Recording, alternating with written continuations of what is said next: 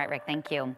If you've hit the foothills in the past few weeks, you've definitely noticed a lot of mud on the trails. Ridge to Rivers asks everyone to stay clear of the muddy trails to prevent further damage. This is the time of year when they get wet, of course. Exactly. And Tristan Lewis went out to a few of those trails in the foothills today to see what they look like, and he spoke with a few of the people who maintain those trails. What's the status, Tristan? Yeah, Brian and Morgan, the damage caused already this year is something Boise Parks and Recreation say will be difficult to mitigate. While there hasn't been a lot of moisture in this past month, they anticipate the mud to continue. So they're asking everyone to educate themselves and stay clear of those muddier sections. The Boise foothills may be many people's go-to place for some biking or hiking after work. But Ridge to Rivers leadership is asking everyone to rethink their trail use for the time being. You know, they're not in very good shape right now. Many of these trails are pretty muddy after 10 a.m. these days. Boise Parks and Rec says walking or riding across those wet trails could leave deep holes and ruts that are hard to fix.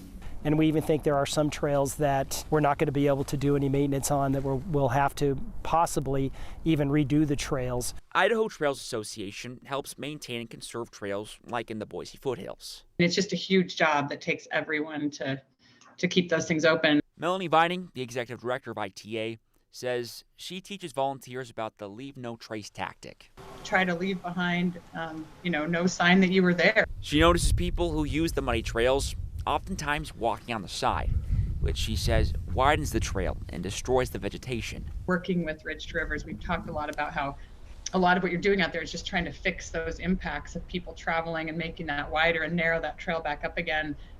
But that cycle can start all over again the next time it's muddy and people go out there and use those trails.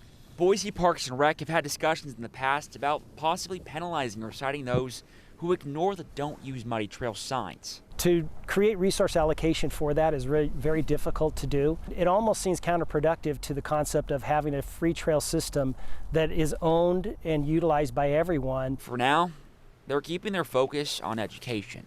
So we really are pleading with the public to find an alternative right now and help us get through the springtime, through this difficult time, and then hopefully the trails will be in good shape for you to use in the summertime.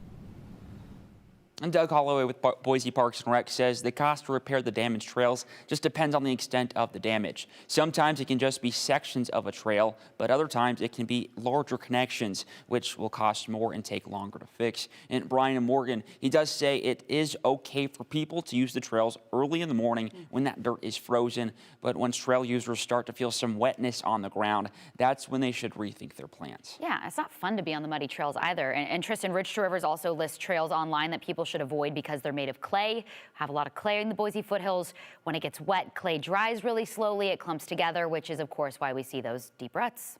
Exactly. All right, Tristan Lewis, thank you.